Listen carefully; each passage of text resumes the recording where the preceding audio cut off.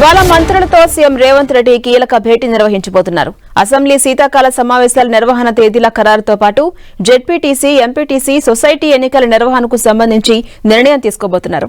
బంజారాహిల్స్ లోని integrated police command control సెంటర్లో ఈ కీలక భేటీ జరగనుంది. ఈ సమావేశంలో ప్రధానంగా పంచాయతీ ఎన్నికల ఫలితాలు, కాంగ్రెస్ బలపరిచిన అభ్యర్థులు గెలుచుకున్న స్థానాలపై చర్చించబోతున్నారు. మంత్రుల నియోజకవర్గాలతో పాటు మంత్రులు ఇన్ఛార్జీలుగా ఉన్న జిల్లాల్లో కాంగ్రెస్ ఎన్ని చోట్ల సర్పంచ్ స్థానాలను గెలుచుకుంది అన్న అంశంపై ఆయా గ్రామాలు, మండలాలు, నియోజకవర్గాల వారి ఫలితాలు, గణాంకాలతో సహా చర్చించబోతున్నట్టుగా తెలుస్తోంది. అదే సమయంలో ఇతర పార్టీలు బలపరిచిన అభ్యర్థులకు పోలైన ఓట్లపైన మాట్లాడే అవకాశం ఉంది.